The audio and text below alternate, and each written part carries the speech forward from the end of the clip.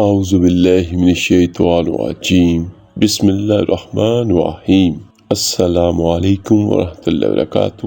میرے عزیز بھائیو بہن اور بچوں، حضرت عبداللہ بن عمر رضی اللہ تعالی عنہما سے روایت ہے جس کا مفہوم کچھ یوں ہے کہ رسول اللہ صلی اللہ علیہ وآلہ وسلم نے فرمایا، شراب میں 10 طرح پر لعنت کی گئی ہے۔ ایک خود شراب کی ذات پر، دوسرا اس کو نچوڑنے والے، رس نچوڑ کر شراب بنانے والے پر، 3 نچلوانے والے یعنی شراب بنوانے والے پر، اور 4 اس کے بیچنے والے پر، اور اس کے خریدنے والے پر، اس کے اٹھانے والے پر، جس کے پاس لے جائی جائے اس پر، اس کی قیمت کھانے والے پر، اسے پینے والے پر، اور اس کے پلانے والے پر۔ تو میرے عزیز بھائیو، یاد رکھیے گا، اس حدیث کی روشنی میں کچھ میرے بھائی ایسے بھی ہیں جو باہر کے ملکوں میں یہ کام بھی کرتے ہیں، لیکن ان کی لاجک کیا ہوتی ہے؟ ہم کون سا پیتے ہیں؟ لیکن جس نے بیچی، جس نے پلائی، اس میں جس نے تیار کی، سبھی اس گناہ میں برابر کے شریک ہیں، اور میرے آقا کریم صلی اللہ علیہ وآلہ وسلم نے ان پر لعنت کی ہے۔ ایک اور حدیث میں آتا ہے جو حضرت انس بن مالک رضی اللہ تعالیٰ عنہ سے روایت ہے، انہوں نے فرمایا، رسول اللہ صلی اللہ علیہ وآلہ وسلم نے شراب سے متعلق 10 افراد پر لعنت فرمائی ہے۔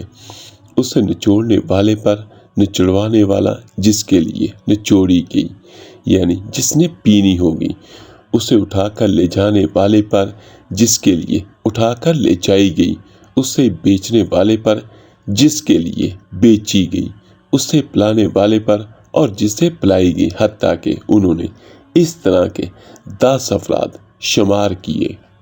حضرت عائشہ رضی اللہ تعالی عنہما سے روایت ہے، انہوں نے فرمایا، جب سود کے بارے میں سورۃ البقرہ کے اخیر والی آیات نازل ہوئی تو رسول اللہ صلی اللہ علیہ وآلہ وسلم گھر سے باہر تشریف لے گئے اور شراب کی تجارت کے حرام ہونے کا اعلان فرما دیا۔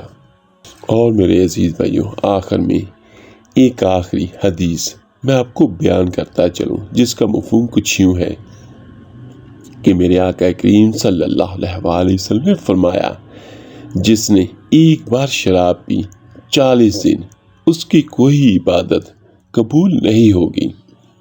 تو میرے عزیز بھائیوں، یہ دیکھیے یہ کتنا بڑا اس کا گناہ ہے، اور اس کی آزمائش ہے، اور اس کی سزا ہے کہ جس نے ایک بار شراب کو پی لیا، وہ 40 دن تک جو بھی عبادت کرے گا وہ قبول نہیں ہوگی۔ میرے عزیز بھائیوں، یہ میں آپ کو دل کی گہرائیوں کے ساتھ بیان کر رہا ہوں۔ اگر ہمارا رشتہ ہی اللہ کے ساتھ خدا نخواستہ نہ رہے، اس کے حبیب صلی اللہ علیہ وآلہ وسلم کے ساتھ نہ رہے، خدا نخواستہ، پھر ہماری زندگی کا کوئی مقصد ہی نہیں ہوگا۔ ہم ایسا کام کیوں کریں جس کی وجہ سے ہمارا رشتہ ہی اللہ کے ساتھ ٹوٹ جائے؟ میرے عزیز بھائیوں، اگر 40 دن ایک بار شراب پینے میں 40 دن کی عبادت قبول نہیں ہوگی، اور اگر اس دوران ہم مر گئے تو ہم اللہ کو کیا منہ دکھائیں گے؟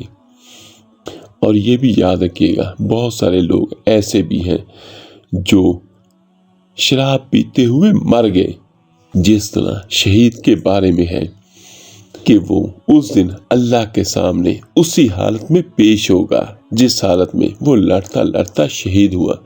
تو یاد رکھیے گا کہ شراب پی کر مرنے والا بھی اللہ کے سامنے قیامت کے دن اسی حالت میں پیش ہوگا، تو تب کیا عالم ہوگا؟ آخر میں دعا ہے، اللہ پاک شراب جیسی لعنت سے ہمیں، ہمارے آنے والی ساری نسلوں کو اللہ پاک اپنی رحمت سے محفوظ رکھے، آمین ثم آمین۔ اور اللہ پاک آپ سب کی حفاظت فرمائے، آمین ثم آمین۔ السلام علیکم۔